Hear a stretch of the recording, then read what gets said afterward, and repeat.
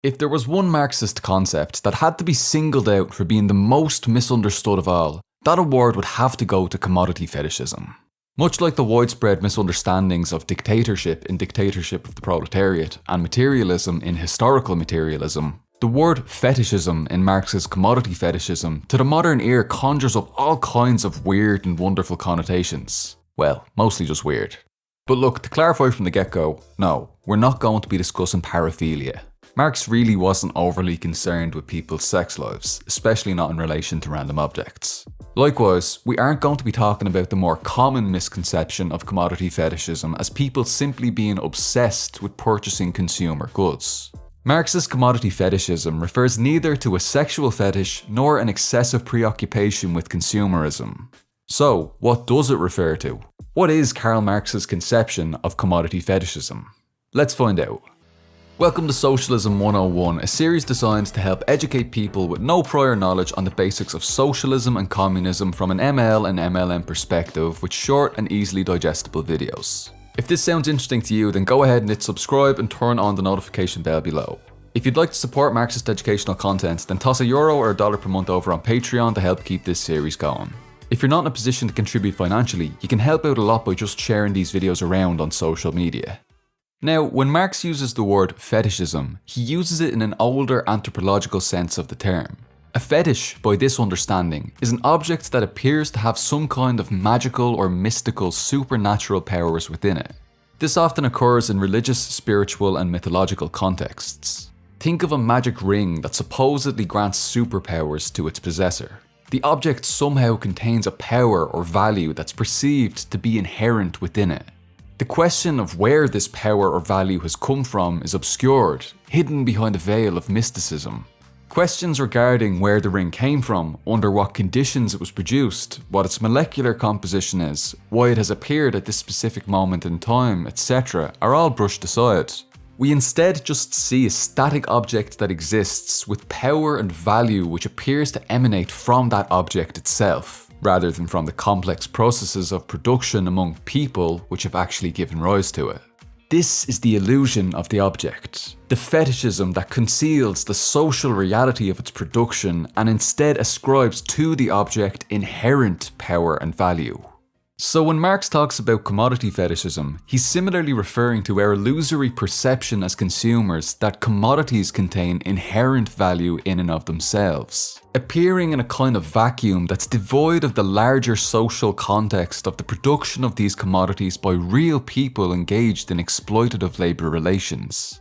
When we walk into a shop and see a chair, we're only seeing the finished product and its price tag. The appearance then to us is that this commodity, the chair, simply inherently contains value. But what constitutes that value is generally not immediately clear to us. We may be able to know its use value, that it can be sat upon. We may be able to see that it's made from wood or other materials. And of course, we know that it can be exchanged for a certain quantity of another commodity that we may possess, money. So we can kinda see how it relates to other things.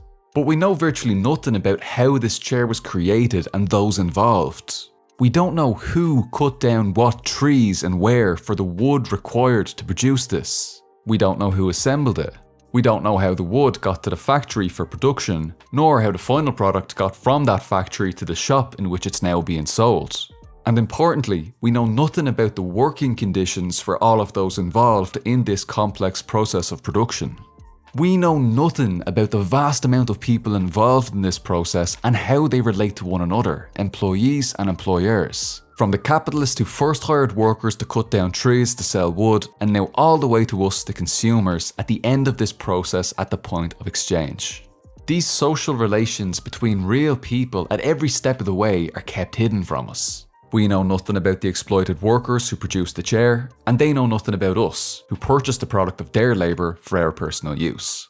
Thus, the real social relations between people ourselves are hidden, and in its place we're confronted with what appears to us to be merely relations between things. Those things generally being the money in our pocket and the commodity before us, our chair.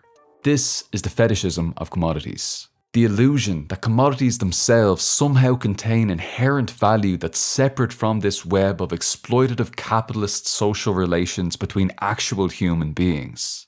As a thought experiment, pick any object around you and try to trace it back to its origins. Where did it come from? Who assembled it? Where did its constituent parts come from? What were the labour conditions like for those involved in its production and distribution from beginning to end? Difficult, isn't it? Maybe you looked out and chose a fair trade cup of coffee that told you a little bit about where it came from and how wonderfully ethical the entire process was. But in general, it's nearly impossible for consumers to trace a commodity's creation back through the entirety of the complex global supply chains which have facilitated its production and distribution, let alone ask questions about the relations between all the workers and the capitalists involved in it, because this production and distribution generally occurs privately, behind closed doors. And that's extremely beneficial to the capitalists.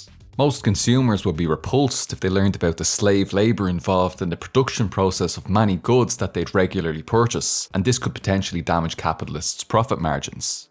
So when we go into a shop and look at commodities like our chair, what appears to us as a result of the mystifying veil of commodity fetishism is, rather than relations between actual living human beings, instead the fantastic form of a relation between things, our money and this or that commodity. As a result of the private, hidden nature of the production process, what we see is only the surface level relations between things, concealing the truth of exploitative social relations between real, living, breathing people. Concealing this factor that all commodities share in common: human labour. Today we've taken a look at commodity fetishism. We began by clearing up misconceptions around the word fetish based on contemporary uses of the term. We then proceeded to examine fetishism as used in the anthropological context in order to make sense of Marx's use of the term.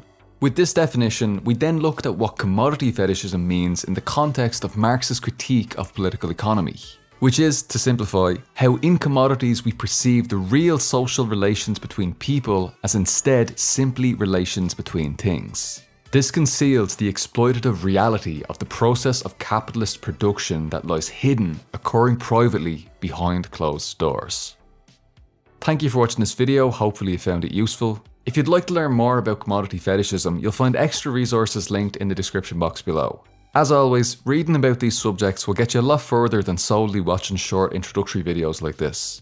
I strongly recommend having a read of section 4 of the first chapter of Marx's Capital Volume 1, which fleshes out this topic a lot more. If you're struggling with the commodity part of commodity fetishism, you can find this explained in more detail in the previous Socialism 101 video on Marx's Law of Value. Thanks very much to the supporters on Patreon who've made this video possible. Thank you Ian McShay, Ugopnik, Borku Goretta, Brian Hodgson, Soup, Madeline, Sonic232, Sagan, Michaela Schmid, Christian Napalis, Brian Ruse, Alfonso Dingo Torres, Mekalova, Rock Artist, Todd Sprang, Nike the Sage, Zakasi, Anglo-Irish Bolshevik, Train H13, Meowsifer, Hunter Johnson, Don Loquishleva, Sixney Violin, Kale Marx, Roja, MLM in Practice, Eric Lindahl, ZK Goody, Laverna Wintermore, Kyle Rapp, Buchko, Doc Toma, Iob Farah, Becky, Pastor Schubert, A Mouthwash Bottle, Mr. Miyamoto, Kyle King, Reverend London Hollywood, Wonderbad, JT Chapman, Jose, Joseph Shepard, Jack Schneidman, Comrade Amara, Wealth for the 99%, Spoop, and Trailer Park Communist.